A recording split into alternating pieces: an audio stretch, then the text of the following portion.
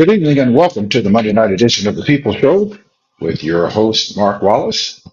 And I am glad to be with you here on this Monday, September the 22nd, a brand new week and a brand new program with lots of breaking news. Monroe Anderson, who is a retired journalist, and he is also the former press conference of the late Mayor Eugene Sawyer, is going to be joining me tonight for this special edition of the People Show. We have a great guest coming up in just a few minutes, Trymaine Lee, who's an MSNBC contributor, and he is going to be joining us tonight to talk about his very first book, this powerful, powerful book called A Thousand Ways to Die, The True Cost of Violence on Black Life in America. He is going to be joining us for this special edition of the People Show, and we are excited about having that conversation. But it is going to be a conversation that is going to come in a different way than you might think. And of course, we know that it's one of the issues that we have faced and we talk about quite a bit, and we face in our communities, and that in many respects that it is polarizing, that it is disproportionately, unfairly ascribed to our communities as though our communities are the most violent. But that is not what history reports, and certainly American history says something very, very differently. So we're going to be talking with Trymaine Lee about that on the program. So please get your friends to tune in, share, like the live video on YouTube. And we are here on intellectualradio.com, iHeartRadio, Facebook, YouTube, and Instagram with you. And we're going to be with you for the next 2 hours talking about this issue and many other issues that are pertinent to our communities. And you're going to get an opportunity to chime in to that conversation, as you'll be able to call in a little bit later on this program. There are quite a few things that are happening in the news. We'll talk about the Charlie Kirk situation and the memorial that took place out in Arizona at the stadium.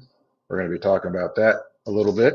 We're also going to be talking about this new policy or new bill that they're trying to put forth over in Oklahoma, of a bill that the Republican senators are trying to mandate that all state colleges erect a statue honoring Charlie Kirk.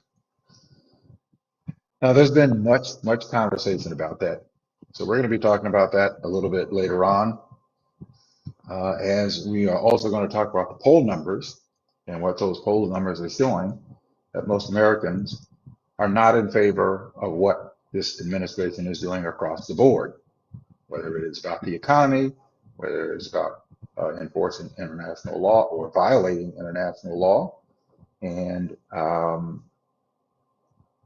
violating the Constitution, or outright just negating the Constitution and the rule of law, and that process. And I am concerned that because there are so many people that don't have the time, or in some cases don't take the time or even know how to go about researching and making sure that they have the facts. And they do rely on certain outlets to get their information that they trust. And some of the outlets that are putting information out is information that is information that's, or misinformation, because they don't support one side or the other. And the responsibility that we have, no matter how small, no matter how large our platforms are, we have a responsibility to hold to the facts. There are one set of facts. One set of facts. You may have differing opinions about how to resolve issues or how to deal with certain issues, or you may have different approaches or different beliefs, but there's only one set of facts. And when we can get to the point to where we accept one set of facts, we can deal with and we can bring about healthy debate and discussions on how we get to the point of resolution. And certainly we work very hard to make sure that we are dealing with the facts. And if in fact that we get something wrong, we're going to come back and we are going to correct that. And that is the responsibility that anyone has, is to make sure that they are producing and providing the facts to whatever it is that's being discussed. So we're going to be talking about these issues tonight, and we're going to be talking with my co-host, who is coming on for a second week in a row. And of course, this is uh, as I told you, this special edition of the People Show, Monroe Anderson, who is a retired journalist, former press secretary for the late Mayor Eugene Sawyer, of the city of Chicago. And he is with me, generally with us every other week, but he was with us last week and he is coming back with us tonight. And he is joining the program right now. Monroe, welcome to the program. Hey, Mark. How you doing? So nice I had to do it. Huh? I'm doing good. Yeah. Okay. Yeah, do I need to the volume probably be louder or anything? Or am I coming in okay?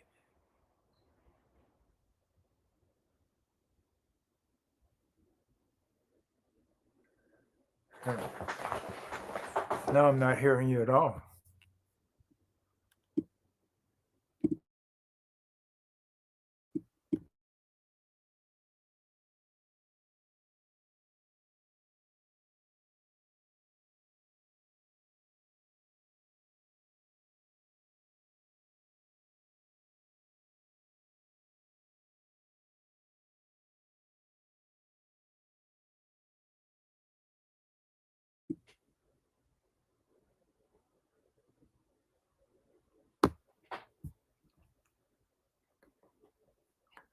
Okay, I'll talk. We'll see. Nothing. What do we have here now? Okay. Can you hear me now? Yeah, I got you now. All right, here we go. All right, we're back. We're back. I just had some technical interference there. Lots going on, Monroe. So we're going to get started. We got a guest coming up that we're going to be talking with, Trymaine Lee, a little bit later on in the program, about his first book called "A Thousand Ways to Die: The True Cost of Violence on Black Life in America." So we're going to be talking with him a little bit later on in the program, and that's going to be quite a interesting conversation. But let's talk about what has been in the news. There's some breaking news that just broke, not even an hour ago, that the Disney Corporation and ABC announced that they are going to be bringing Jimmy Kimmel back tomorrow night. Right. I think in many respects, this is a great stab in the eye of injustice and overreaching, bullying by this administration. And I think that in fairness, there are many Republicans that spoke out against the FCC chairman, Brendan Carl, literally going on air, calling for actions to be taken against Jimmy Kimmel, and not within 24 hours, ABC suspended the show indefinitely. Well, it was a little more complicated than that, in that there's one TV network, not major, but network Sinclair, who has maybe 30 TV stations in smaller towns across the country, and it's conservative, and they said they weren't going to air him anymore, and so Disney panicked. They were afraid of what was happening, that they were getting a reaction from their from these studio guys, these network guys, TV station guys, because ABC's network, the actual network, ABC, only owns 7 TV stations in the country. You know, it's just like here. I worked for WBBM TV, which was owned and operated by CBS. So that's one that they actually own. ABC has a similar structure. Mainly, they have the stations in the big cities. Yeah, they have one in New York. They have one in Chicago. They have one in LA. Other than that, I'm not sure which cities they have it in. They don't have theirs in. Our CBS had Chicago, New York, LA, Philadelphia, and 2 or 3 others. But most of those stations are owned by somebody else, and they pay. They have an arrangement, a business arrangement. It'll vary from place to place. Yeah, but Disney was experiencing some real backlash where people were canceling their subscriptions, by the thousands and maybe even by the millions of subscriptions. They have this deal, which is really an illegal merger deal that's on the table.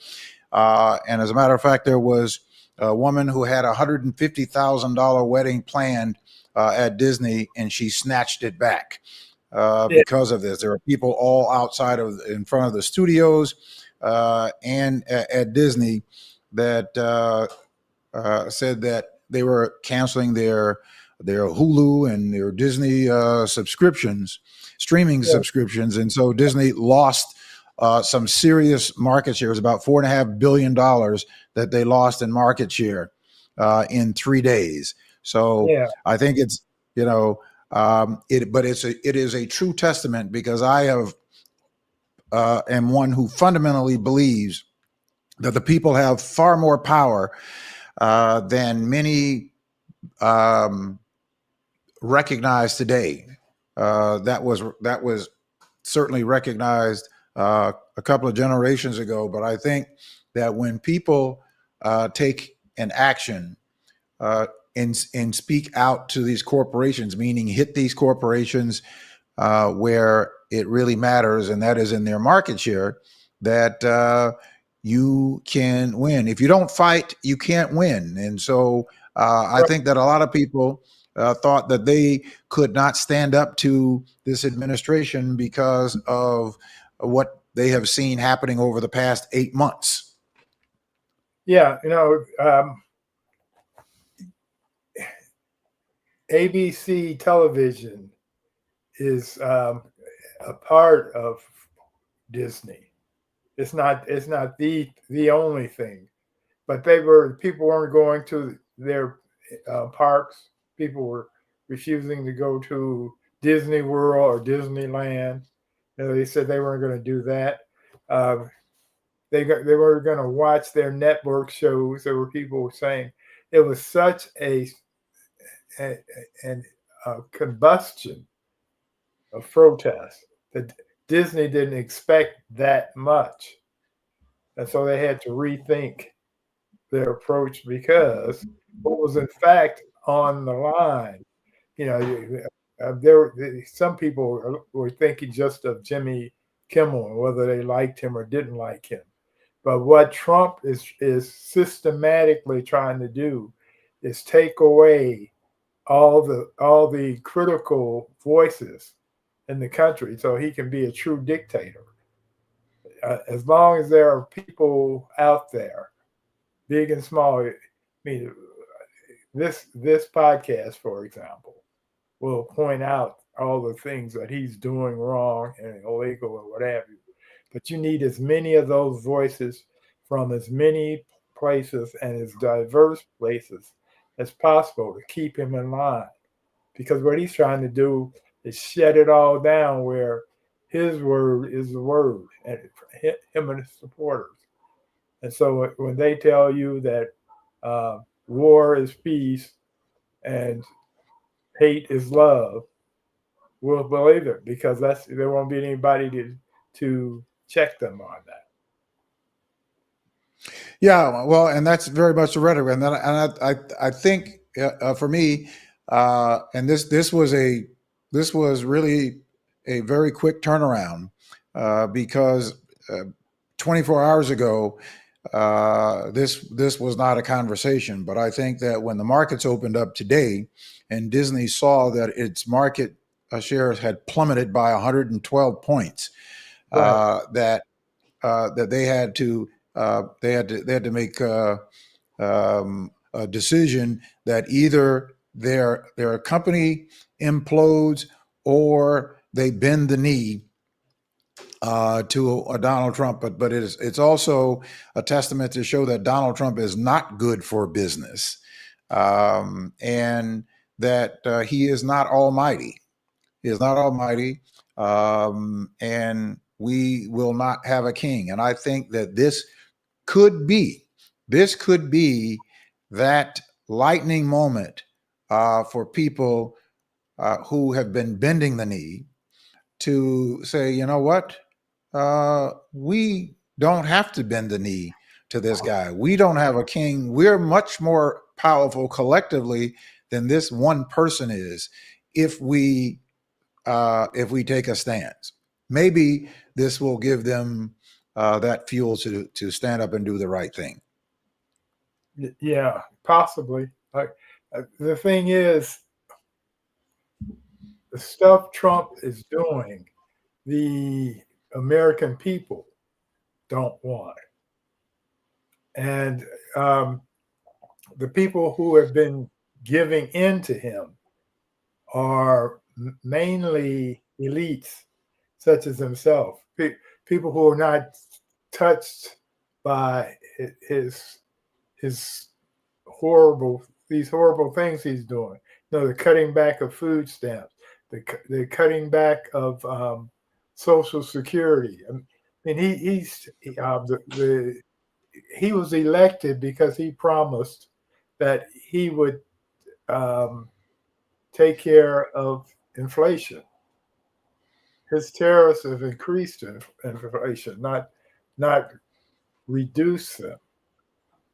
Right. But he's on a power trip right now.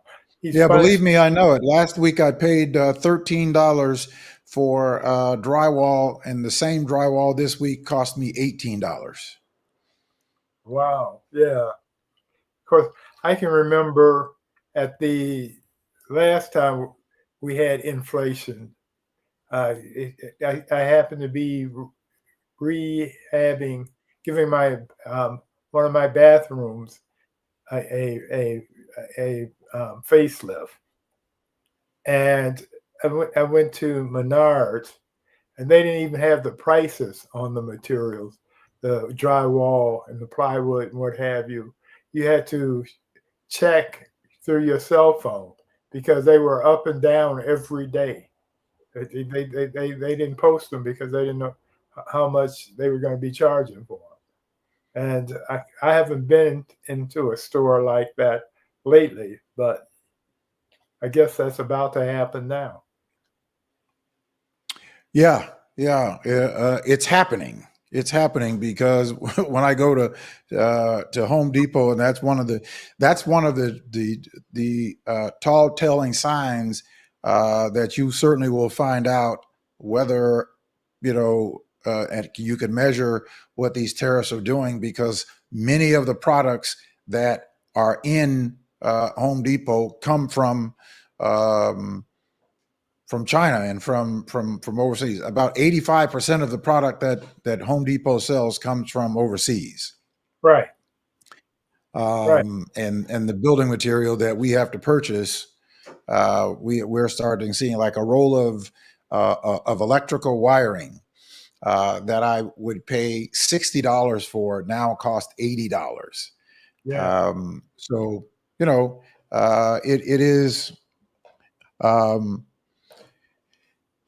It's quite significant, and I think that that the American people on both sides are starting to feel these decisions. And as much as he wants to talk about we're getting richer, I'm not sure who he's talking about getting richer, but his buddies and the corporations.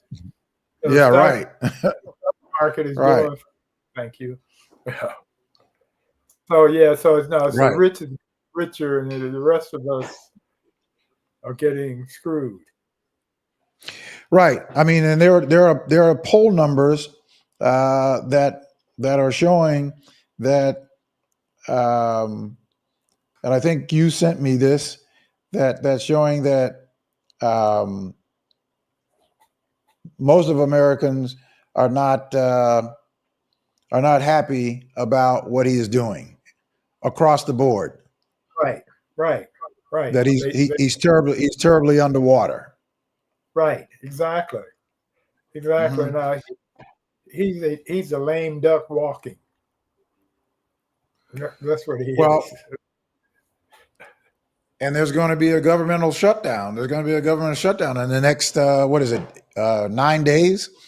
Yeah. That we're going to have a partial governmental shutdown, and that's going to impact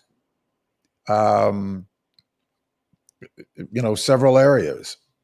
Well, one of them is probably Social Security checks, because you need somebody in government to process that and make sure the checks go out.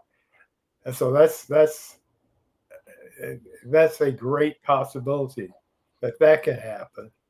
One of the times we had the government shut down, people, millions of Americans like to go to these parks, the federal parks, state parks, and they were closed, because, again, with the government shut down, people not getting paid, etc., it matters. A lot of people don't realize how critical the operation of government is until it's not there. And then they realize, holy crap. Right. Or they start to realize that elections actually do have serious consequences. Yeah, but I don't think that's maybe so much from the government being shut down, because what the Republicans are going to try very hard to do is make it look like it's the Democrats' fault. Well, it's going to be very hard for them. That's going to be very hard for them to show this time around. Why do you think so? Well, number one, they control every chamber that there is. They control the executive branch. They control both houses of Congress. They control the Supreme Court. And they're the ones who passed this big bloated bill that is impacting Social Security and Medicare, as well as it is going to be causing people subsidies on their insurance. They're either going to lose their insurance, or they're going to end up having to pay super high premiums to try to maintain their insurance. As well, the Medicaid cuts that are going to shut down hospitals in many of these red state communities. So this Right. is all going to be owned on them. The Democrats standing tall and saying to the American public, now the Democrats have to get out, and they have to get out to the American public, and they have to message to the American public exactly what is happening and who's responsible for it. That's what the Democrats have to do, and they've got to get everybody out. And they have to be in front of every possible camera. They have to be in front of every possible constituency, including Republican constituency, and telling them, look, this is what they are trying to do, and we are not going to be supporting them further cutting services that you need. Right. Yeah, they have to message it every day with basically the same message, in that the Republicans want to take your money and give it to the billionaires. The money that would be going to you to run the government, to make things go well, the Republicans want to give that to the billionaires who don't need it, and corporations. And that may be like they've already taken $580 billion from Medicaid. Yeah. Well, it's yeah. But that's just in the first phase of it. Yeah, but that may be why Disney blinked, is because the messaging is going to begin to be aimed at corporations like Disney. And whether you watched Jimmy Kimmel or not, or liked Jimmy Kimmel or not, you knew about Jimmy Kimmel. And you had, more than likely, you had family members or friends who liked Jimmy Kimmel. I know Colbert had a lot. Colbert had a lot of fans. He was the top-rated night show, and they did him in.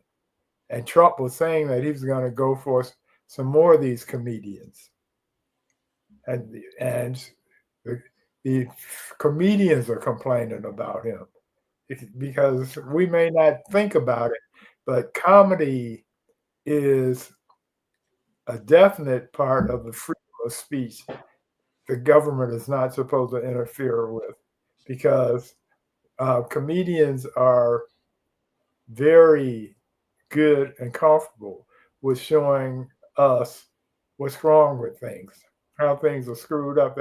They make it funny, but they make it real at the same time.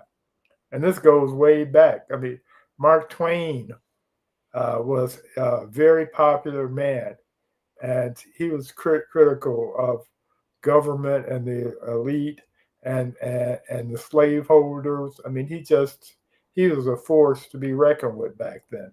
And there's been this American way since then, where our funny men make fun of the powerful leaders when they're doing wrong or being wrong. Well, ever since I can remember, and I guess I came up in the days of Johnny Carson and David Letterman, the late night host, and I don't think that there was anybody more lethal on Ronald Reagan than Johnny Carson. Yeah. And all of the late nights hosted it, but you never saw this kind of backslash. I'm sure that none of the presidents liked the idea of constantly being the butt of satire, but that's the gig, that's the job. Right. You put your big boy pants on and suck it up like everybody else. Yeah. Well, Trump is very thin-skinned, and he has no sense of humor whatsoever. So his solution, he's weak. He's weak on a lot of stuff. Right. Yeah. Well, but I think more than him not having a sense of humor, I think that he has this burning desire to be an authoritarian, and I think that desire came when he went to North Korea in his first term. When he went to North Korea in his first term, and he met Kim Jong Un, he has never ceased talking about essentially being an authoritarian. He talked about how he admired the fact that when Kim Jong Un would say something, his people would stand at attention. That's what he wants his people to do. Right. He does. Right. So I think he got schooled by Putin when they were having these private meetings where he didn't even have a translator in the meeting or a recorder or anything. They were scheming to figure out he could be the dictator that Putin is. Right. Well, look, we have a lot that we have to talk about, and we're going to switch gears here a little bit. And we have a phenomenal conversation and phenomenal guest that's coming on with us to talk about his first book, which is something that we all can identify with. Trymaine Lee, who is a MSNBC correspondent. He's a journalist. And he is a Pulitzer Prize winning author, and he is here with us now, and we're going to bring him on into the studio. Welcome to the studio, Trymaine Lee. Thank you very much for being here. Good evening, fellas. How's it going? Thanks for having me. Hey, Trymaine, how's it going? All right, Mr. Henderson, I think I've seen you recently. Yeah, well, we were at Martha's Vineyard last summer. That's what it is. Okay. Yeah, right, exactly.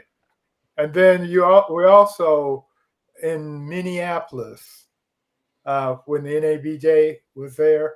That's right. My late wife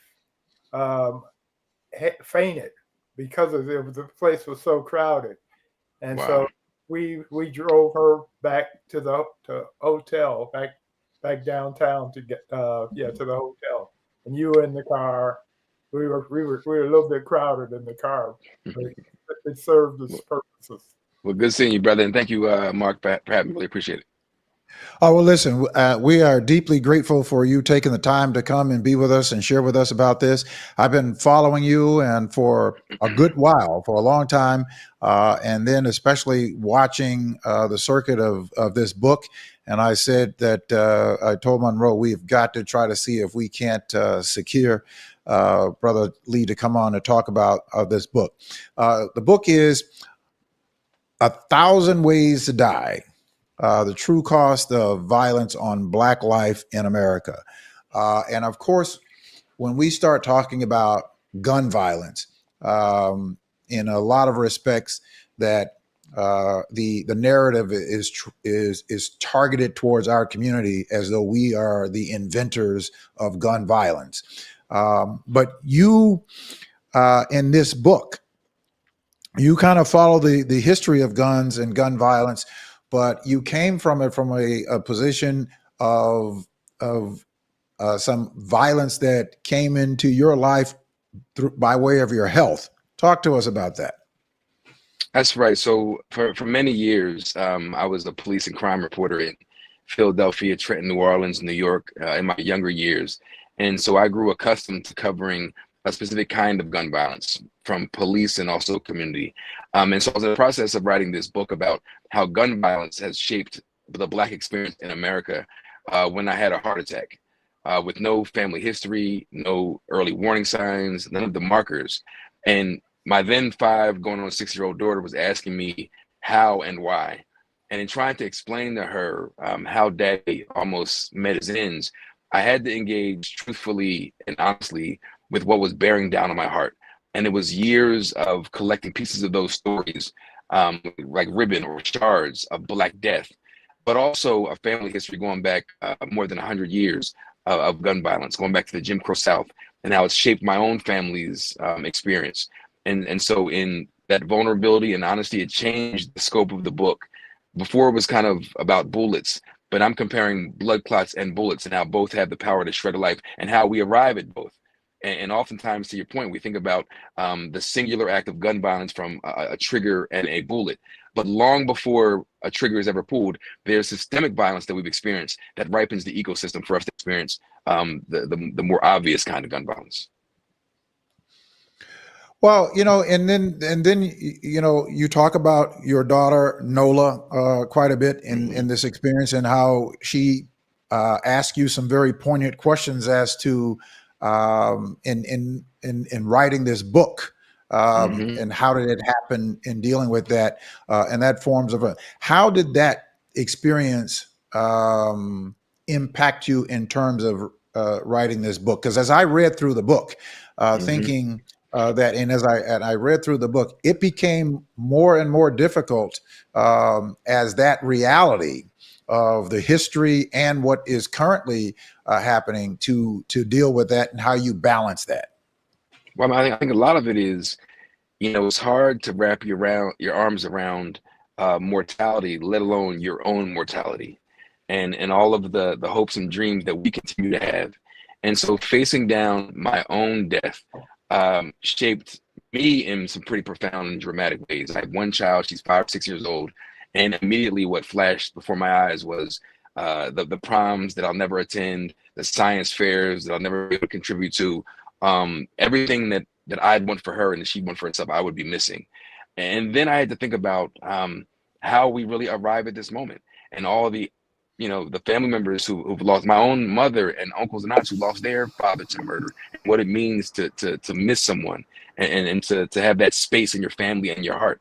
But then it changed the writing of the book dramatically. Before, I was taking a more of a, not say cynical approach, but I wanted to speak to the actual dollar amount, the dollar cost to gun violence every single year, which is to the tune of $500+ billion, as a way to get people who might not care about young men, especially, who are shot and killed every single day or wounded, to speak to the broader cost that we're all paying, because most gunshot victims don't have private insurance, so we're all paying.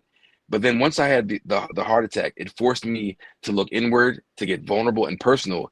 And then it became, I think, what it was always supposed to be, me holding the reader's hand and walking the reader through geography and time, my own family's experience, right alongside the broader experience of Black America. Yeah, Mark, you should know this. He was in his 30s when he had the heart attack. He was a very young man still. 38 years old. Yeah. 38. Right. Yeah.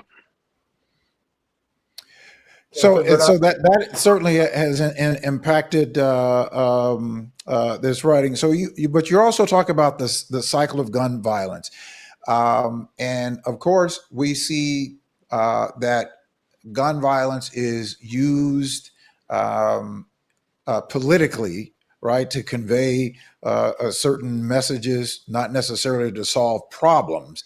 But how do you balance that, or how do you juxtaposition of someone who actually had family members who dealt with and who have lost people to gun violence, but yet we also have to deal with the criminal justice of accountability of that as well. So how do you connect the two? Well, I think, and I've been describing this book as both a monument to those we've lost and a mirror to America. I mean, lest we forget that the binding that keeps this society together, and this white supremacist kind of society together, has always been the gun and the bullet. And the violence deployed if we ever dare to live too fully or too freely from the very beginning. And even when you think about our trajectory in this country, from enslavement through the migration to creating a new Black America, a new America in our cities, and being cordoned off into slums and ghetto communities with red lines drawn around them, with every piece of the criminal justice system aimed against us, from the police to the courts and all of their agents, to where we get to a point now where every day on the news we see young men, young Black men in particular, dying at the hands of other Black men. I don't think it's a matter of accountability. Certainly, we have a lot of work to do in our communities with our young men in particular. But lest we project what this society has also projected in us as if there's some innate violence or criminality within us. If you want to understand the true violence of this country, look to the systems, to me, that have created the ecosystem for us, right? I think that's the biggest thing, because, let's think about what we heard the president of the United States say just the other week when he was threatening to occupy major cities, Chicago and Baltimore.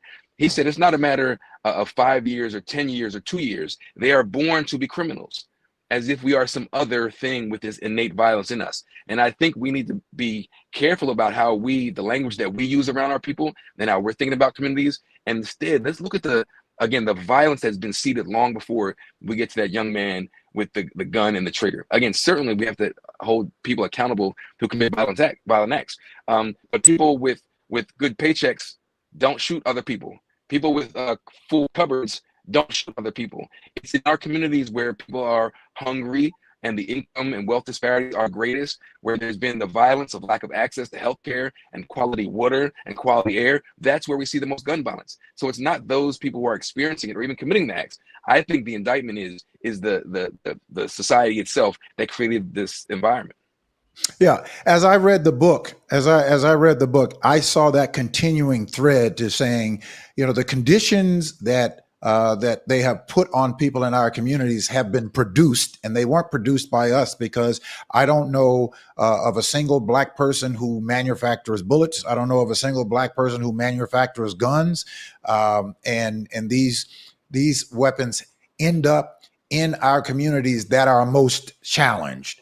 And so these are conditions that are produced, but yet you have the same systems that keep talking about peace, but yet peace with guns as being that connectivity. And that's what I saw, that continuous thread in the book, to saying that it's the gun. It's not produced by us, but it is used by a smaller sect of society. I think there's something like maybe about 39% of Americans owns 400 million guns. That's right. Well, and the fear, I mean, lest we forget the industry itself. They're profiting to the tunes of billions, largely because they're able to stoke the perpetual forever fear of us, of Black men in particular. Right. And we saw the rise of the modern day gun rights movement really taking hold and taking shape after Brown v. Board of Education. This idea of our fullness and our freeness and our Blackness and our maleness also scares them. And so that's the other part of this. The more guns they churn out, in part to respond to the fears that they're drumming up, the more are siphoned off from the legal market to the illegal market, and then get in the hands of young people who are already bound up with anxiety and hunger and angst and anger and isolation. And then we see more of what we have. Well, I think a lot of this also is just self-hatred. They've been told that they aren't the young men, that they are of no value. In Chicago, there are young Black men who don't expect to live to be 21. I mean, it's just, they don't expect it. And so if you are, if you don't think you're going to live a long life, then you don't care about life at all. So that's a psychological problem. My only brother was murdered in '97. He was 39 years old at the time, and it wasn't by a gun. It was a couple of teenagers jumped him and beat him up so badly that he was in a coma for 3 months before he died. But again, it was that whole, I mean, had they thought they had a future, they would have been focused on that instead of doing illegal things. And it's,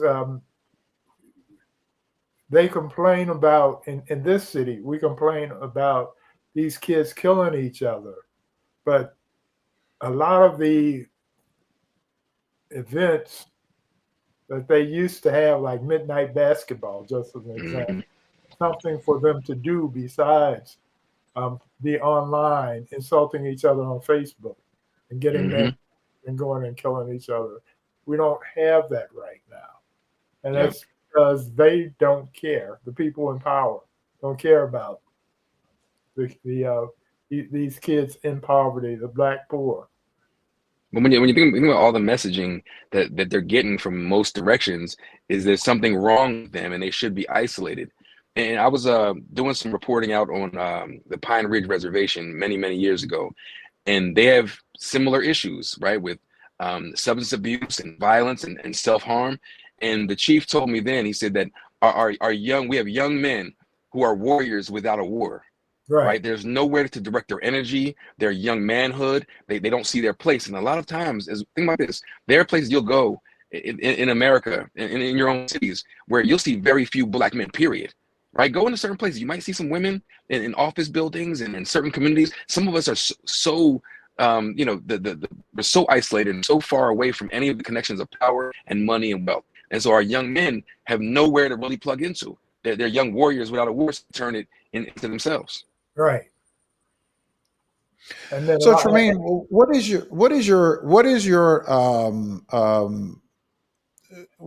your ultimate impact desire for this book? This being your first book, what do you hope to see develop from the writing of this book?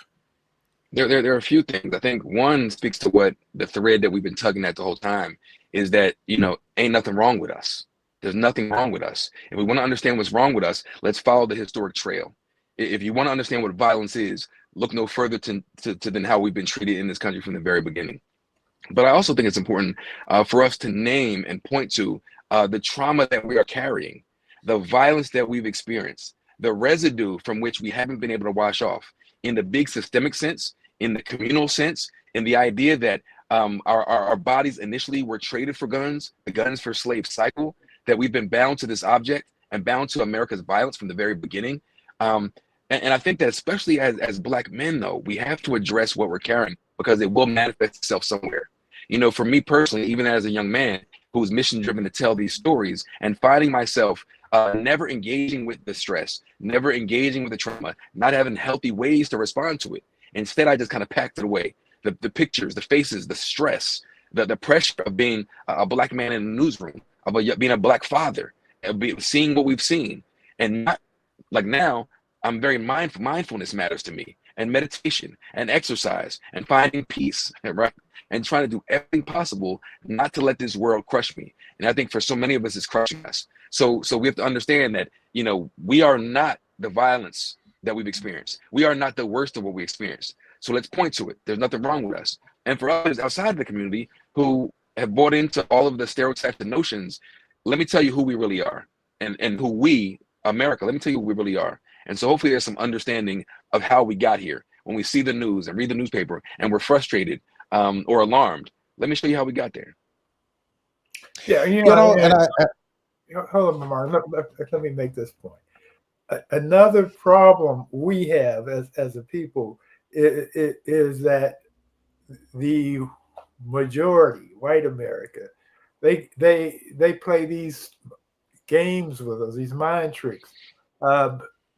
Rioting is now associated with Blacks in urban areas, but up until the 60s, all the rioting being done was white people, and usually against us. They were lynching us, or they were burning down Black Wall Street and other places. Anytime we were successful, they got pissed off about it, and so they would destroy it. And that's the true meaning and source of rioting in the history of this country. But if you listen to it now, if you listen to the media reports or whatever, it's uprisings in the urban areas. Yeah, but you know what's wild is that our ambition has been the greatest assault against them. All of the violent dispossession that we've experienced, the economic dispossession, the dispossession of land, of opportunity, of resources, always because we dared to want to experience the fullness of citizenship every time. Yeah, I think it's also important, as I read through this and just what we've been saying, is that we have to watch the language, as you're saying. We have to watch how we are communicating because, as you say, there's nothing wrong with us. Black people get up every single day doing millions and millions and millions of good deeds, going out doing positive things, impacting this country, this nation, our community, this world, that will never get talked about. But that tiny percentage of people who have been disenfranchised becomes the face that this narrative is put out there, is that is our normality, when in fact it is not our normality. Our normality doesn't get talked about very much. And I think that is the common thread that I think that we all have to, is to not to recycle that violence onto each other and take a better control of that narrative. Well, that's right. Because a lot of times when we're watching the news or we're in our own communities, a lot of us start to have that same response to those young men, right? And I think that is very problematic, and we have to address that. And I think we have to get to the root of how we arrived at this moment, right? And also, one thing I do want to say is, and I've had to deploy this as a tool and tactic in my journalism, even though I hate the notion of it.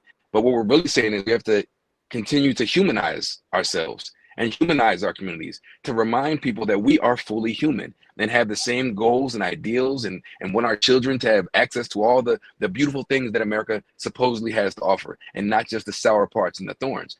And it's unfortunate, but we haven't been considered, I believe, fully human. I still think we are.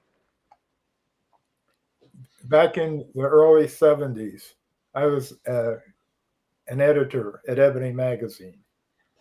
And the Ebony's whole approach to news was to talk about the positive things that Black people were doing or had done.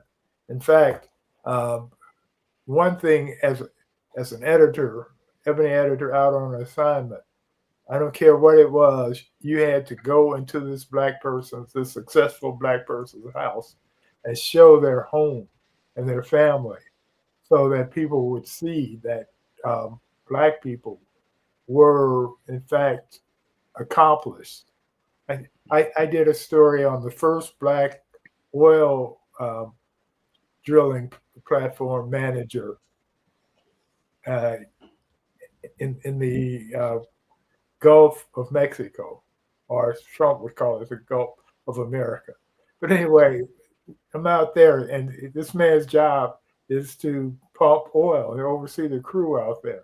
We had to fly back to New Orleans to his house and shoot pictures of him at home. So in the story, again, it showed that here's a Black man who's doing this important stuff out there, but who also has a regular family life and a nice home. And what happened over the years, I was at Ebony from 72 to 74. What happened over the years after that was that white publications started doing those stories that they had ignored before about Black folk. And they had a not quite as invested interest in how we were presented, the image we were presented. It sounds unbelievable until you see it. To say it, they'll be like, "Oh, Black fathers, oh, that can't be," But they have to see it, and unfortunately, we have to continue to show them and show ourselves, because in that absence, we too are consuming the same news, the same literature, the same books, the same songs, right? So we remind ourselves too, and that's also unfortunate that we've, over all the generations, the rhetorical violence, right, and the narrative violence has also worked to limit our imaginations even of ourselves. Yeah. I've been listening to songs when I was a young man, a teenager, and a young man, the popular Black songs. And it occurred to me in listening to some of them that they would sing about getting married. There's one song, "When we get married, we'll have a great celebration." It was songs where people were talking about. They ain't getting married now. Now they ain't getting married now. They ain't. That's not the. That's not the vibe. Right, exactly. Right. There's something else going on. Yeah. Right, exactly. Yeah. This is sometimes it's how many babies can you have? even among successful black men like Nick Cannon. That's a whole different episode, man. That's a whole different episode. Yeah, yeah. All right. Well. Listen, Trymaine. I want to first of all thank you all. Thank you for coming on and sharing with us about the book. Tell us where we can get the book. Anywhere you purchase books, I would go to bookshop.org so you can support independent and Black-owned bookstores. So bookshop.org. You can again search your favorite bookshop or just get my name in there, or wherever books are sold. And Trymaine, I want to say, as a journalist and a writer, that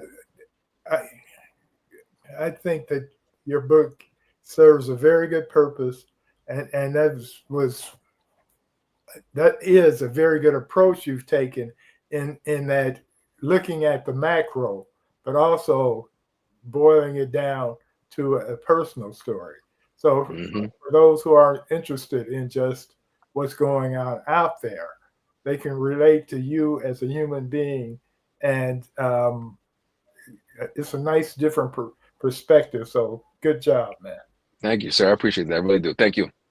Yeah, just before what you were just saying there, because we've all been touched by it. We've all been touched by it. My sister was murdered in 1990, not by a gun, but she was murdered. But the violence that was produced because she unfortunately got involved with the use of drugs and became addicted to that drug. But that was also something that was dropped on our communities. That violence was dropped on our communities and ripped apart our communities. And when you have people who start talking about, well, you don't have the fathers in the homes. Well, you've criminalized them and put over 1 million of them in prison by dropping, this violence of drugs and guns in our community. So I like the way that you tied that. You tied that thread in there together to show that our conditions were not produced by us; they were produced by somebody else, and it drives somebody else's economy. That's right. I'm glad you were able to key in on that, because I think that's been the entire point. And the speed. And it's important for me also to go back to the very beginning, right? And then as you'll see through the book, we're using personal stories and stepping back, every step along the way, how all those different forms of violence. There are 1,000 ways to die, right? It's the bullet, it's the lash, it's the noose, it's the stress, it's the pressure, and some of them have evolved over time. But there's been a center point the entire time, right? And it's the white supremacist kind of violence that manifests in where we live and how we live, what we have access to and what we don't, and the violence that keeps it all together. And so you're exactly right.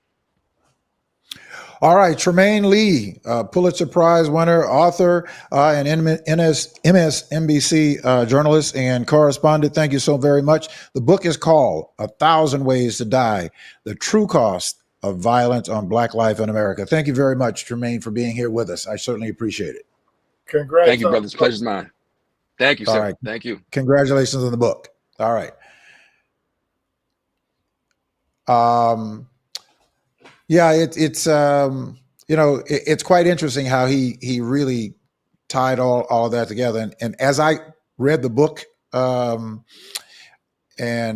of course I had to read the book in a very short period of time, but as I read the book, the more I read the book, the more difficult it became to read the book, that it was not just somebody who was just talking about guns, right? But he's talking about that in the context of the violence that is produced by white supremacy to keep control of a people. I mean, so to repackage slavery in a very different way, but it's all about guns. I think it has even been brought more to light about the gun, right? Making it easy access for everybody to get to over the last 20 years. About guns. Yeah, it's more than that, Mark.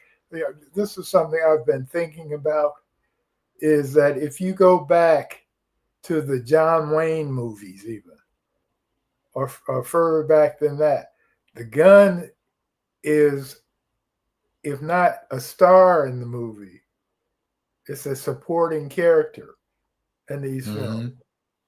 Or you go back, Mae West was in this one movie. I can't remember the name of the movie, but she has this line in it where she says to this guy, "Is that a gun in your pocket, or are you happy to see me?" Yeah. Yeah. Well, you're right. I mean, listen, my father served in the Navy. My Yeah. father served in the Navy. My father did not believe in guns. I don't believe in guns. As a kid, my father would not even allow for me to get a cap gun. Yeah. And I think one of my and I like westerns. One of my early childhood Western heroes was James West in the Wild Wild West, right? Yeah. And he had all these little gadgets, but he didn't always wear a gun. But he wore a gun, right? Yeah, he's a James Bond cowboy.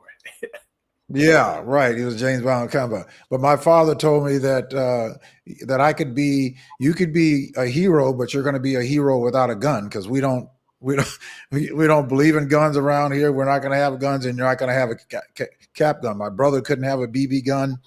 So, but today you're right, is that a part of just about every movie or every series, the gun became a very integral part of that story. Right. Well, they And had it was a series, because I'm a little bit older than you, or a lot older than you. I'm older than you, but they had this series called The Rifle. not that much.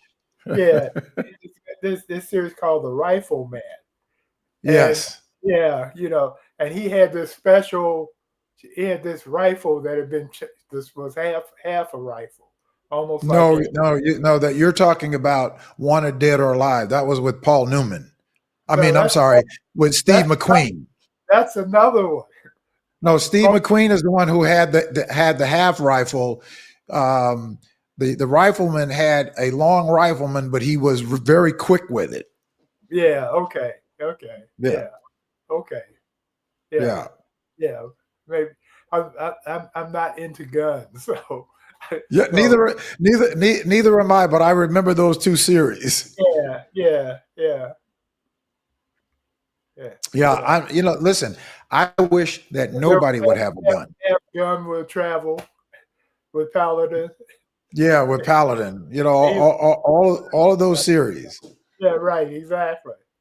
Right. I wish that nobody had need of a gun. Nobody. I remember back in 2017, I was carjacked in 2017 on 70th and Stony Island.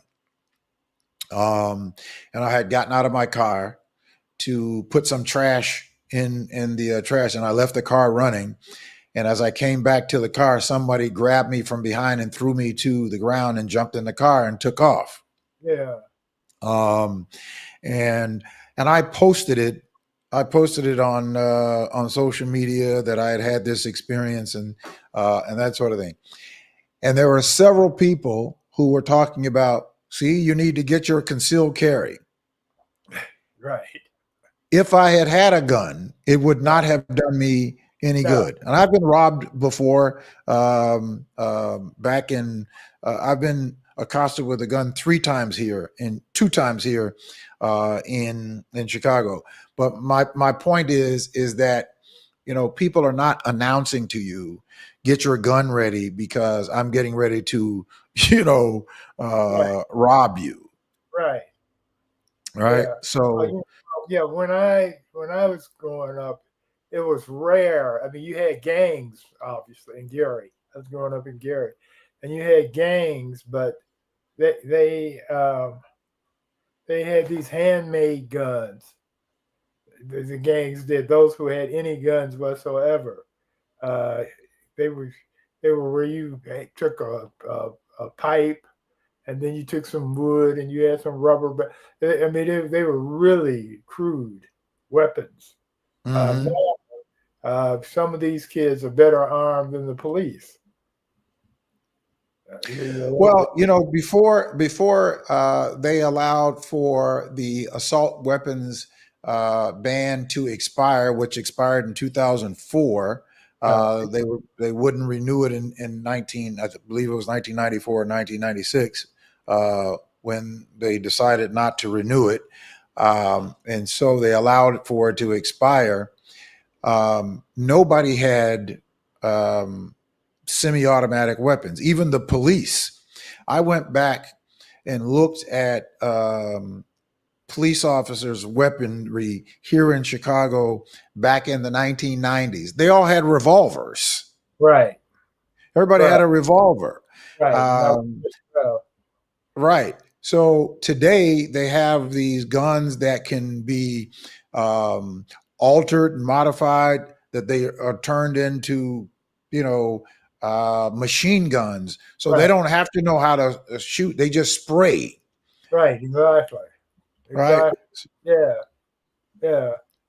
And the one gun incident I had, again, I was a teenager in Gary. I was 15, 16 years old. And I was walking, maybe 17. Okay, teenager anyway. I'm walking to my girlfriend's house. And I'm still on the street I live on. And it's a working class black neighborhood where all the men were home with their families. They had jobs in the mills. And they were all trying to do better, fix it so their children would do better than them. And we were walking down the street, and there are these two guys that I didn't know standing on the sidewalk. And one of them grabbed me. And he put me in a full Nelson because I wasn't expecting this. And the other had a gun. And he spun the bullet chamber, and put it to my head. And he told me there's one bullet in there. And he clicked it. And it was so surrealistic. I'm thinking about getting to my girlfriend's house. And then suddenly I'm being held with a gun to my head. And so I did nothing. I just stood there. And so they spun the chamber again and click. And in the meantime, an old woman came out and said, "What are you boys doing out there?" And his friend had said to me just on the second spin, "He's not afraid to die." And I started fighting him at that point. I got into the reality world. And the old woman came out and said, "Y'all boys, get away from here with that ruckus." I was gone. But it was so unrealistic. And I don't know if these guys had a bullet in the gun and were playing games with me, or whether they had a bullet in the gun and were just doing crazy teenage stuff. But that was a rarity in Gary for me at that time, to have a gun. Yeah, and it's also a rarity that people, and I know that people, there are very strong positions and opinions about guns on one side or the other. And I know that when, and I'm not, trying to infringe on anybody's constitutional protections, although the Second Amendment has been bastardized so badly that it has just been twisted so that it can be utilized to promote the manufacturing and the distribution of guns. So I'll leave that there because that can turn into another discussion. Let me kind of turn our attention to this Charlie Kirk situation. I was reluctant to talk about this, but this is really something that is happening, and they're certainly trying to use it to, it's rather insulting that I saw a depiction on social media that they had a picture of Dr. King, John F. Kennedy, Malcolm X, and Charlie Kirk in the same. And when I saw it, I was incensed by it. To suggest that he is a voice for the masses. Well, he may be a voice for a certain masses, but he's certainly not a voice for masses that include anybody who is not white. Right. So there's been all of this talk about people celebrating him being murdered. And there may be some people who are celebrating him being murdered. And not that we celebrate anybody being slaughtered or murdered. But I heard one pastor say it this way, that I don't celebrate the way Charlie Kirk died, but I certainly don't have to honor the way he lived. Right. Exactly. That's the point. You know, for me, I don't celebrate his death, but I wasn't even that familiar with him until he died, and I started looking at all the things he had to say, and they were good. They were not. They were racist. And so I have been of the Moms Mabley joke mind. Moms Mabley had this joke about her ex-husband. And she starts a joke saying that, well, they say you're not supposed to say anything about the dead that's bad. So I say he's dead. Good. Well, you know, I was in my car. And I have Sirius XM. So, and my Sirius XM is always on MSNBC. And so yesterday, when I got out of church, I turned on MSNBC, and I heard this memorial. At first, I thought it was a clip that somebody was playing, but it was Charlie Kirk's wife who was, giving her comments. Right. And I am a person of faith and believe very deeply in my faith. However, and he claims that he is a person of faith and Christian. I didn't know who Charlie Kirk was either.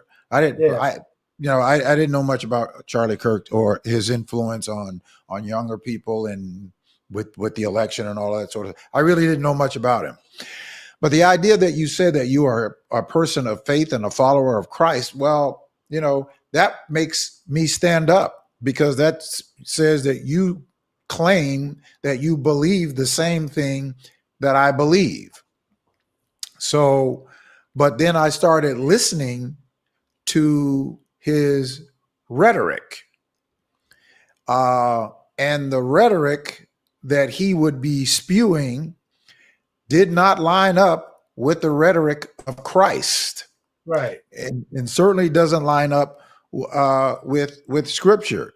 I mean, Scripture tells us that our conversation should always be full of grace, seasoned with salt, knowing how to respond. That's what the Scripture tells us. And that the rhetoric that he spewed was rhetoric of division, rhetoric of hate, and rhetoric of superiority. Yeah. I didn't hear any of his rhetoric that had any tinge of wanting to bring people together. When you start talking about black people taking a white man's job, what is a white man's job? Right. What job is that? It's the job that they want and don't want us to have.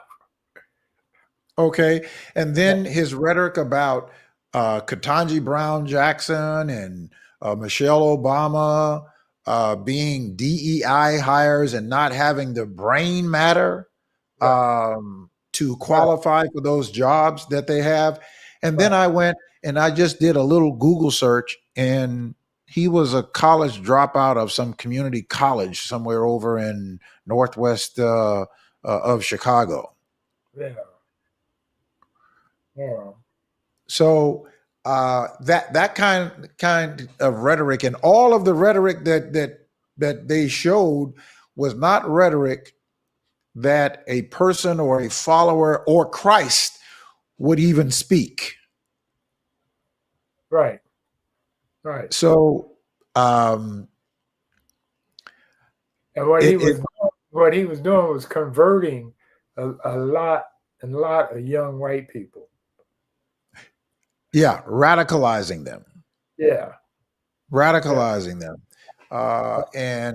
And then when I saw some of the news spillage, that it seemed like it was not an event for Charlie Kirk, but memoriam, but it looked more like a Trump rally. Yeah. Yeah. Right. So,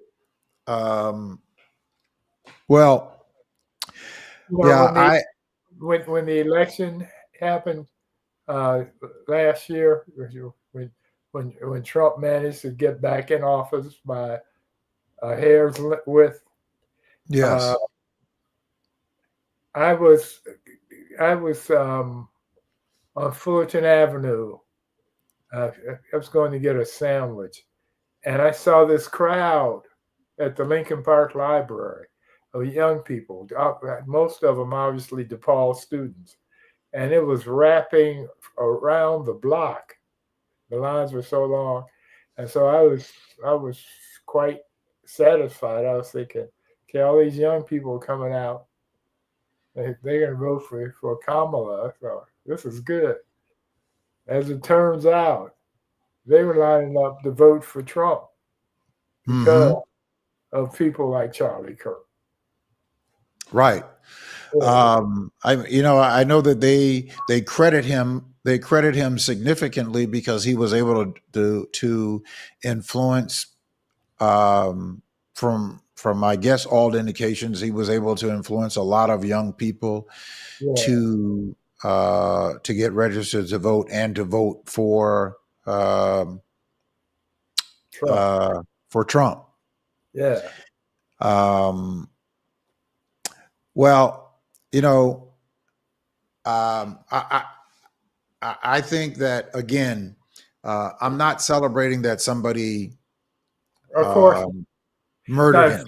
In fact, I'm sorry that happened, because what's happening and what's being celebrated by MAGA is they have a martyr.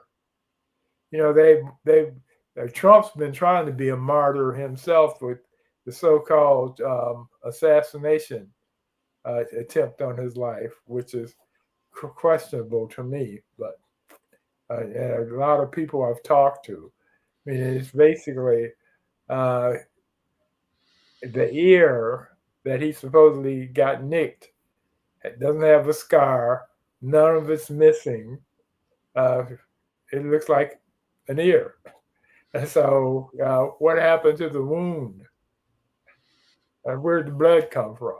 But anyway, that's yeah. Well, I'm not much of a conspiracy theorist.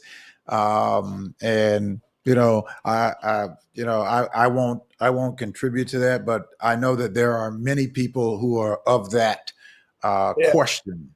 There are many people of that question, and legitimately so, because when you start you saw a picture of the ear, did you see a scar? No. Or scab? No. Or you see? No. In fact, the bandage that they had up there looked like it was a fake bandage. Right. Exactly. that they had on his that they had on his ear. Right. My sister-in-law, her theory was that he had a blood pack. And when the shot went off, he fell down and he smacked himself upside the head, blood pack, and he stood up and he was bleeding.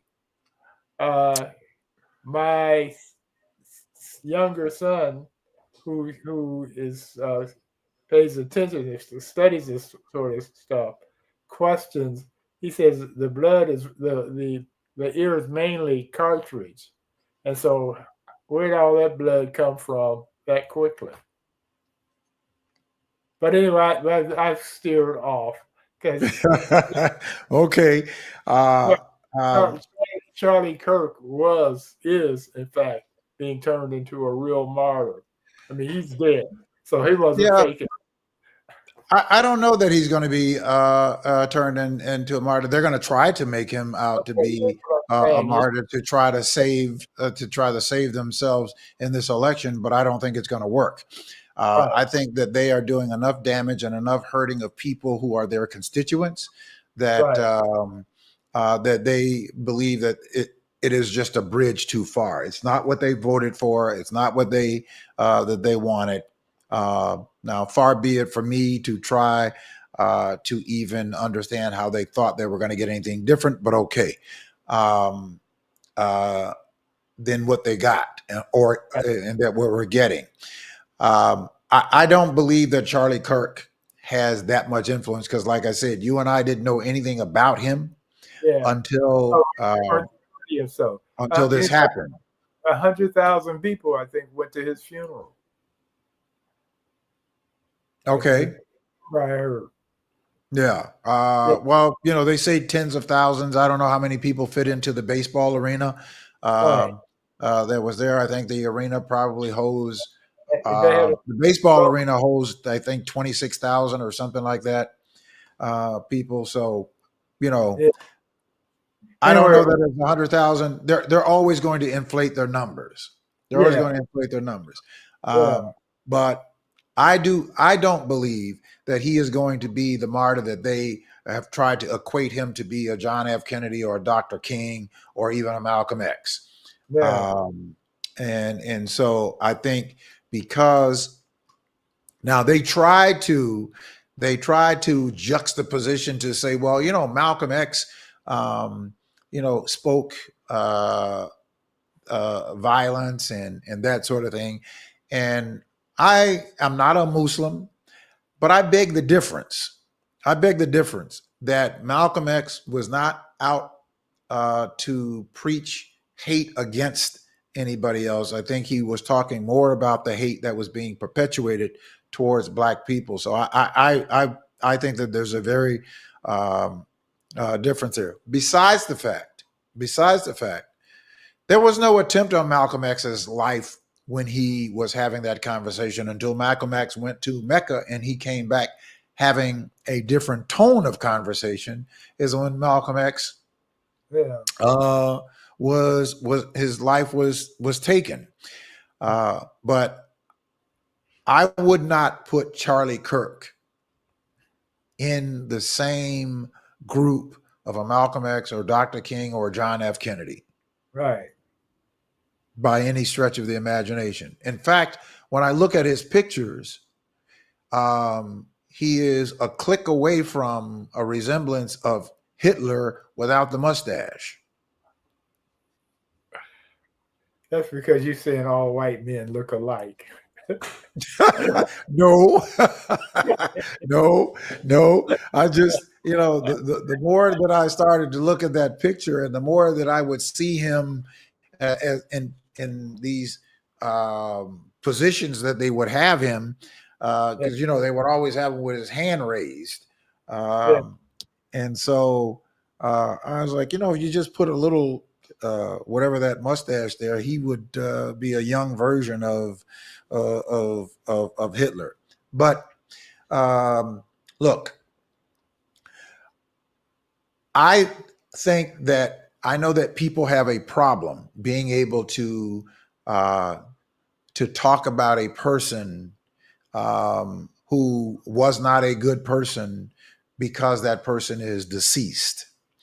there are people who lived and died that were not good people. Yeah. They were not good people. Right. And I don't find anywhere that we have to honor a person who did not live a life of good Right. or speak of good. I don't think that, we have to, Well, because they're MAGA, no longer here, what he that said we was have to good. misrepresent that. Yeah, for the MAGA crowd, what he said was good. That's the whole thing is. I mean, this is why they are worshiping him and trying to make him into a martyr. From their perspective, he was telling the truth, i.e., we are inferior. You know, Michelle and Kamala didn't earn their degrees. They got affirmative action was the only reason they were where they were. I mean, all this racist stuff. Basically, he was giving voice to existing white supremacy. Yeah, I did not hear I didn't hear the clip, but wasn't there a report that he said that Dr. King was an awful person? I don't know. I didn't hear that. I didn't hear that he said that. But yeah, there was something like that, and of course, the civil rights movement should never have happened. I mean, all of his rhetoric, yeah, was yeah, was rhetoric that was well, certainly I won't say all of it, but the rhetoric that that he spoke about and the things that they played was rhetoric of not someone who was trying to have what they tried to call debate, right? He right, welcomed people. It wasn't debate. It was right, a platform for him to spew his beliefs. right, exactly, It exactly, wasn't about a debate. right, right. And Trump is trying to use his death as a means to deliver Trump, to dictatorship. Yeah, I listen. I know that some people may think that it is a leap, but I believe that this Jimmy Kimmel thing and the corporation deciding, hey, look, we can go along with Trump just so long, but when we start to losing $4.5 billion, when we're losing $4.5 billion, we, the profits are far more important than trying to make him a profit. Yeah, But I think that this is a crack. I think that this is a crack in that jar, and I yeah, think that the fact that in swift turnaround, because first of all, not only did they lose $4.5 billion, they were getting ready to get slapped with a lawsuit that Jimmy Kimmel was going to do very well. He would yeah, have done very well in this lawsuit, and for them to capitulate, to bend the knee to the orange man, I think. But I think, look, there are 400 actors that signed on to a letter. right, Meryl Streep and Tom Hanks and 400 actors yeah, that came out. Look, when you have that much firepower, and then you have the people who are standing up and saying, look, we're going to withdraw our money. This, to me, I believe that what we're seeing now is the start of the unraveling of this so-called kingdom. yeah. It is. It is. I mean, another thing, I think that Trump keeps getting worse and worse and nuttier, and I think even people who would tend to support him are just tired of this. It's too much. You know, they want to Right. go peace and quiet. They don't want a crazy thing a day going on. I think that people are saying, look, yeah, get to work and let's start solving some problems. right. Right. Rather than using every opportunity to sensationalize something with some type of vitriol or, Right. to get somebody. Let's get to work and start solving some problem. You have people like Kash Patel who could not answer the question of who Dylan Ruth was. Right. Now, either he didn't know or he was told not to acknowledge that. But I can't believe that anybody would not know who Dylan Ruth was, especially if you are the FBI director. Oh no, right. Well, that's the difference. Is an FBI director should know about Dylan Roof killing 9 black people while they were doing prayer in church. He should know that. You know, that was an incredible story. Yes. You know, if he was a white dishwasher at a beef store, a beef restaurant or something, I can see him not knowing about it. But no, it's no reason, no way that somebody who is heading the FBI, even if he hadn't paid attention to it before he became head, because one of the charges that he's been working to rebut is that the true challenge in the U.S. is the extreme right, white, the white people, Christians, or what have you, who think that America should be like 1955 television with father knowing best and that sort of thing. White nationalism. Right. Yeah. White supremacy. White supremacy, Christian nationalism, which is what that is. Right. Exactly. All right. Well, what do you think about the border czar? The story that came out about the border czar accepted a $50,000 bribe on tape. That started under the investigation started under the Biden administration, and the Biden administration or the FBI decided to wait before they would actually pursue charges. And now, because Trump won, that the Department of Justice closed the case. Yeah, no, they had learned, they got the information because there's a video of it. So they found about it, but it was late in the game. And they needed more. The way they work for this is white justice.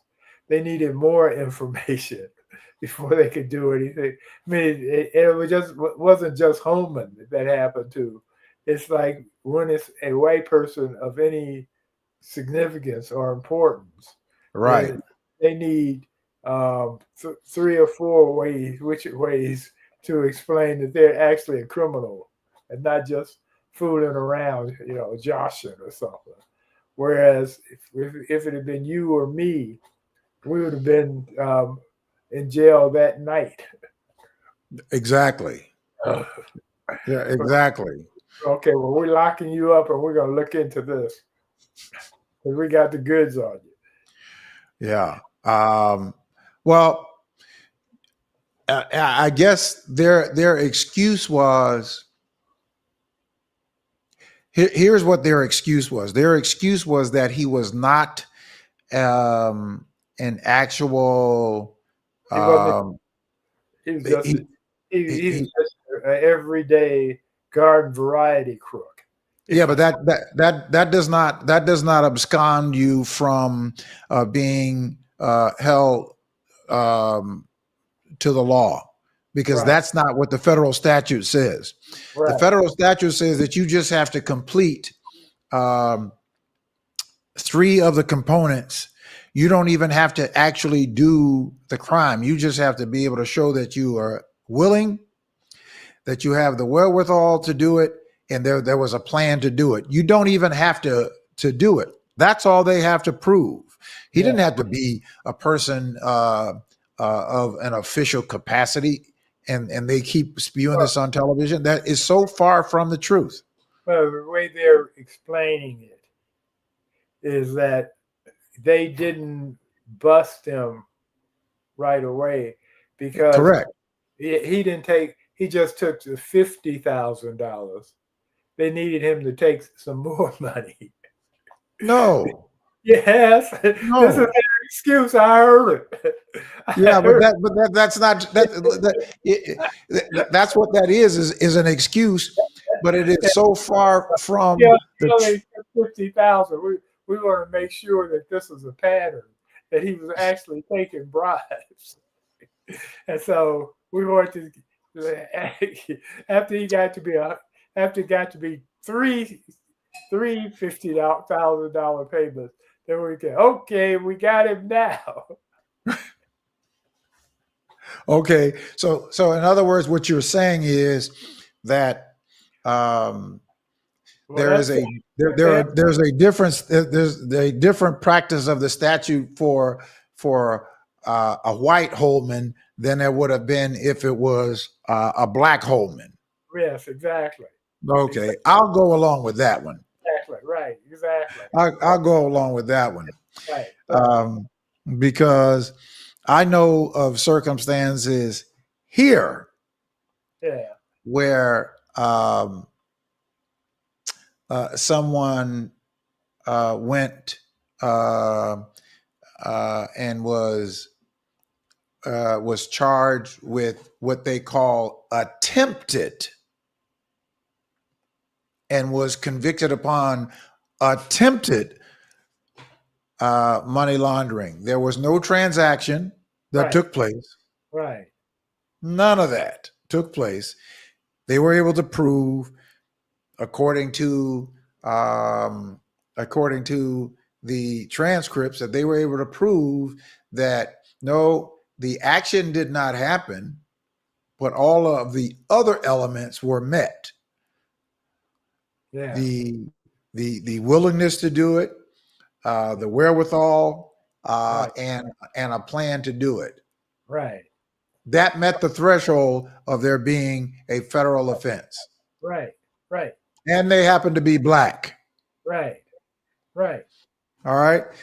Let's take Jesse Jackson Jr. And I forget the other guy's name, who was the congressman, both congresspeople from Illinois, did the exact same thing. Jesse Jackson Jr. goes to prison for a year. This guy gets slapped on the wrist and they tell him, you go home. The exact same thing. Yeah, the difference, one is black and one is white. Right. Yeah. The Richard Pryor had that joke about how he went down to the courthouse looking for justice, and that's all was just us. Yeah, just us. Right. Well, and here's the other thing is that we have a Cook County State's attorney that is operating very much like she is an emissary of Donald Trump. Yeah. Where she has made an executive decision that because they have a personnel problem, along with the superintendent of police, which is very disappointing that Larry Snellen would go along with this, that they are going to empower police, or they are empowering police through a pilot program in 2 black districts, that they're training police on how to charge people with these quote unquote um, low gun felony charges Yeah.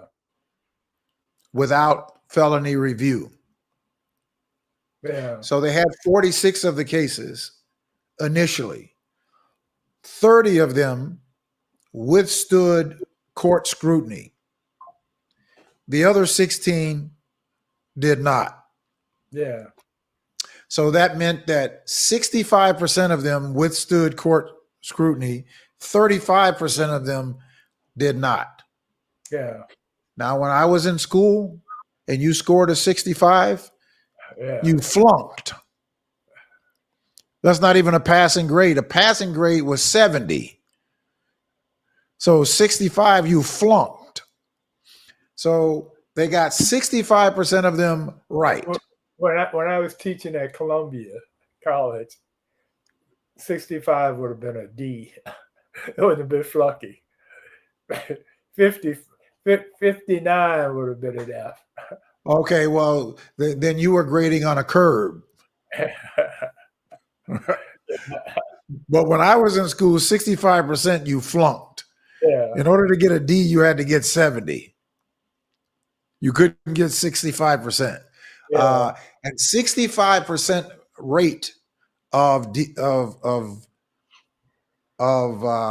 violating a person's due process is a serious problem, especially in the city, in the state that has the dubious honor of having the most wrongful convictions than any other place in the country.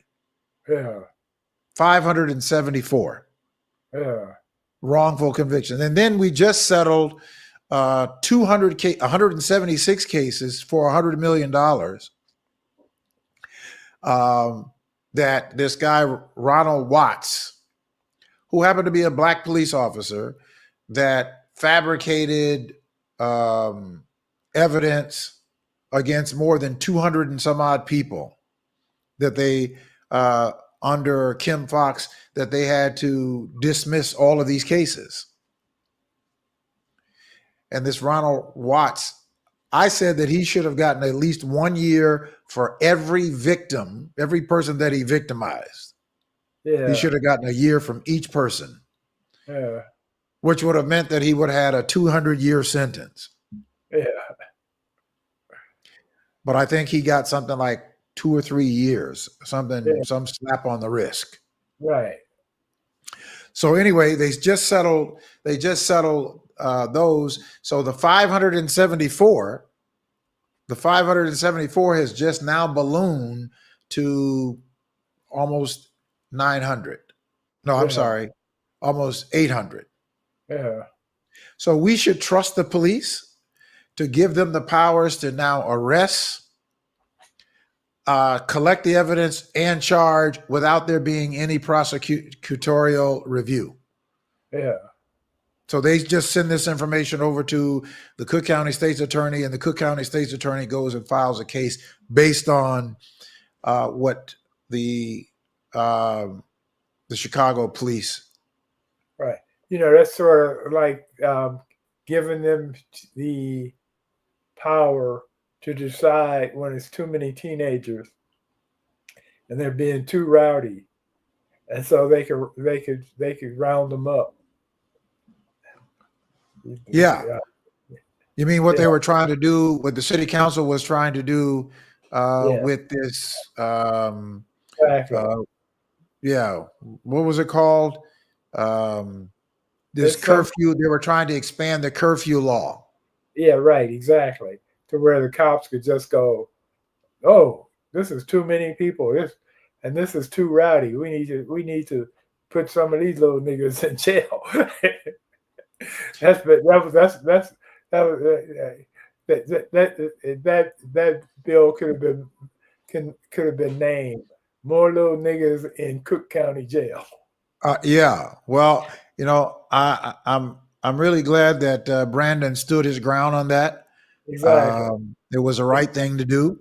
Right. And you know, and this kind of goes back to Trymain's book about how they like to use Black people to perpetuate their narrative so that they can put their policies in place to further subjugate or to suppress Black people.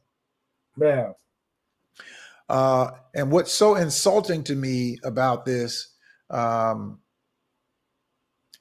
that you're stepping on and violating people's due process, and you have a Black head of the police department who unilaterally went along with this. Yeah. Yeah. So anyway, Okay. Yeah. So what Mark, else is happening in the news? I've not had dinner.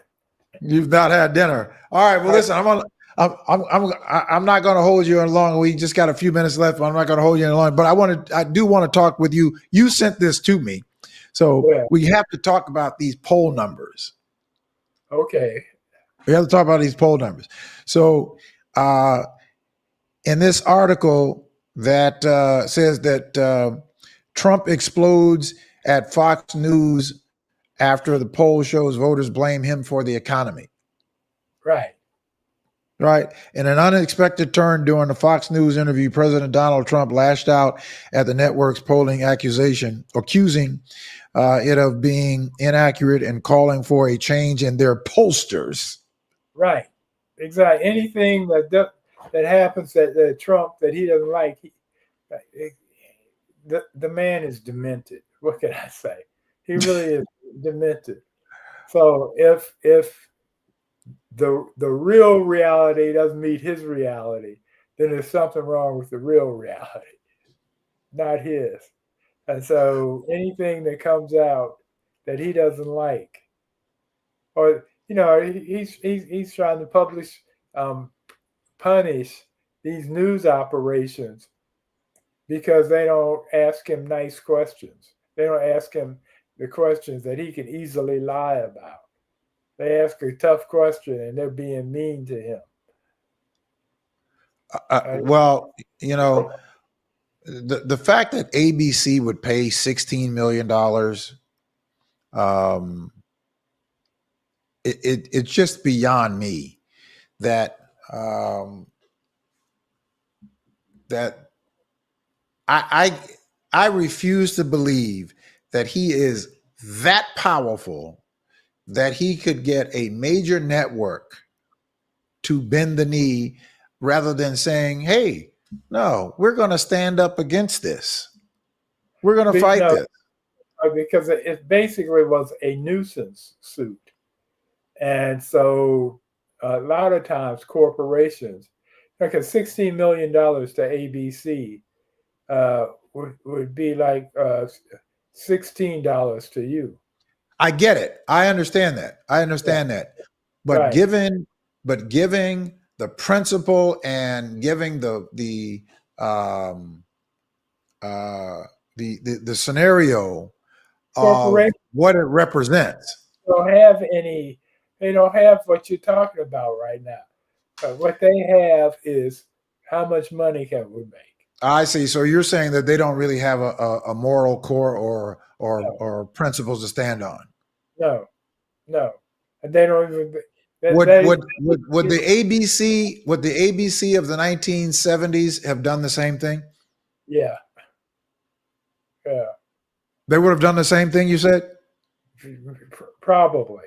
Now the difference between the ABC of the 70s and the ABC of today is the ABC of the 70s was a smaller company. It was a smaller media company, basically. Where now corporations have bought up all the media companies. And so the media part is just a relatively small part of their entire business. Yeah. Well, I guess we can thank Ronald Reagan. We can thank not Ronald Reagan, but the Bush administration for deregulating that with allowing for corporations to own multiple conglomerates. And if this deal that they're trying to get through right now goes, there's going to be one company owning. Well, according to the information that the deal is illegal, you can't have Right. a deal of that size. So, Right. from all intents and purposes, it violates the Yeah. law. Yeah, but that doesn't matter. We're in Trump world right now. Well, maybe Trump is going to punish them because they decided to bring Jimmy Kimmel back, and they won't won't allow it anyway. Yeah, this may be true. This may be true. We'll see. Yeah. Now he'll take credit for it, but we know that it's illegal anyway, right? It's illegal anyway, and so the fact that they will shut it down, he'll take credit for saying that it was illegal, and he wasn't going to allow for them to violate the law. But if they had kept Jimmy Kimmel off, which they could not have done, that's why I believe that this is bigger. A bigger win on the side for the people than we even can identify with at this point. I think it's a big win and a big slap in his face of what he needed, but I think it's a big crack in that clay pot. Yeah.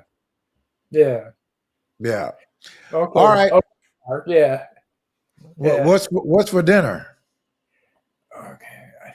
I want to barbecue some salmon. I brought a fillet of salmon, and I want to put it on my Weber grill, because when I cook it like that, then I eat some and I freeze some so that I can have other dishes like smoked salmon tortellini.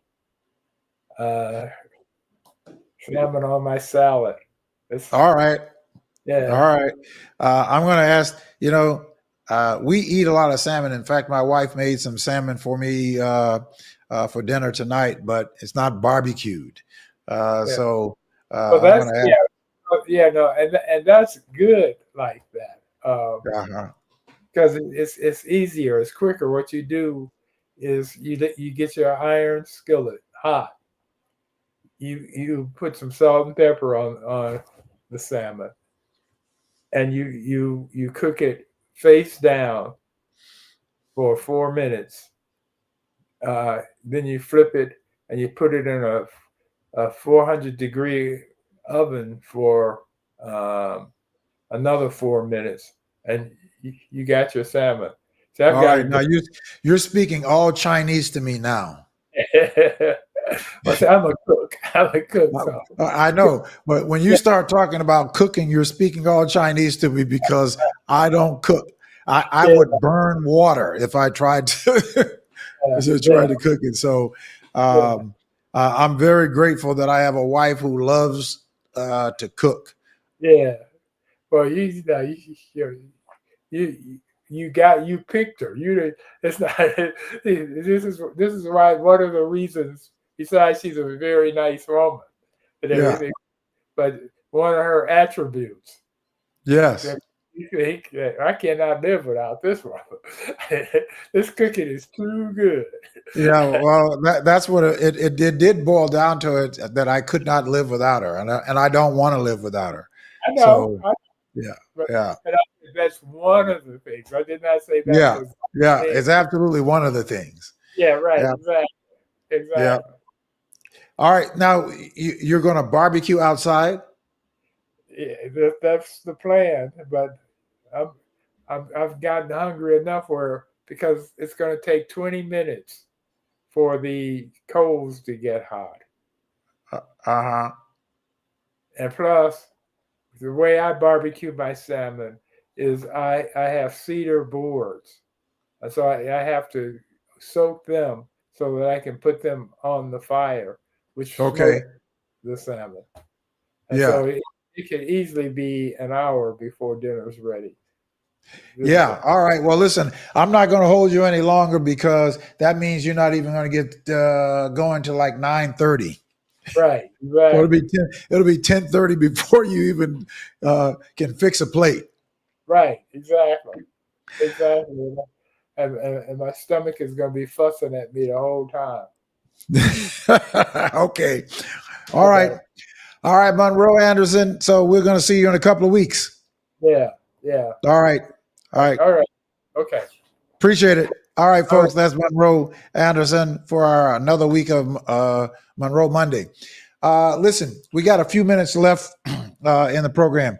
I want to say to all of us, I want to thank you all for tuning in for this special edition of the People Show and having our conversation with Trymaine Lee, who is the book. And if you please get the book, support him, go to bookshop.org, which is a Black publishing company, bookshop.org, to get the book, 1,000 Ways to Die, the true cost of Black violence or true cost of violence on Black life in America. But I want for us, in particular in the Black community here in Chicago and Cook County, I want for us to look at what just happened with this Jimmy Kimmel situation. The reason why that turned around, forget about Jimmy Kimmel, whether you watch him, whether you don't watch him, because I don't really watch him that much. I watch him every now and then.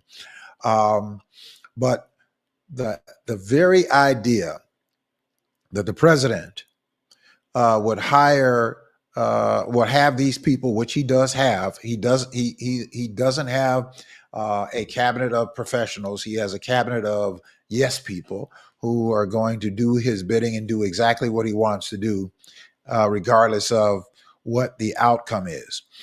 But what we are witnessing is exactly what we have the wherewithal to do. When the masses of people stand up and reject this type of this type of authoritarianism, when the masses of people stand up and say to the corporations, if you think that you're going to go along with this, we are going to demonstrate to you that we have the power to hurt you, shut your companies down, or certainly to cause you to have significant $4.5 billion made the Disney Corporation stand up straight, not to Donald Trump, but to do what is right. To do what's right. Not that they had the moral character or the consciousness to do what is right. They stood up and did what was right because the masses of people stood up and took actions. That woman canceled her $150,000 wedding. Millions of people took their subscriptions and said, we won't be going to visit any of your parks. And their market share dove 112 points, $4.5 billion. The principle is the fundamental works if we just work it. We have the wherewithal to have that same influence right here where we are to address the systemic deprivation of education, economics, and all of those other areas in our communities. We have the wherewithal to do it. Why? Because we have the masses of us right here in this major metropolitan area.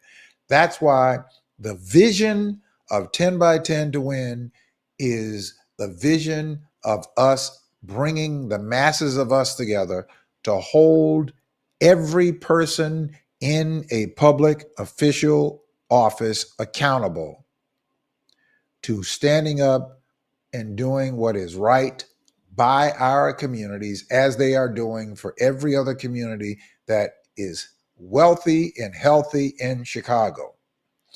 Inglewood, Roseland, and parts of the West Side where Black people live, every one of our communities should be thriving. If we just took the stance to say that we are no longer going to take it. If you join us on Thursday night, text 10x10 to the number 855-909-1385. Join us Thursday night and let's build our own independent block that we will be able to stand against these indifferents. I want to thank you all for joining us. Thank you, Trymaine Lee, MSNBC correspondent, and the new book. Congratulations on the new book. Thank you all for tuning into the Monday night edition of The People Show on intellectualradio.com. We'll see you next week.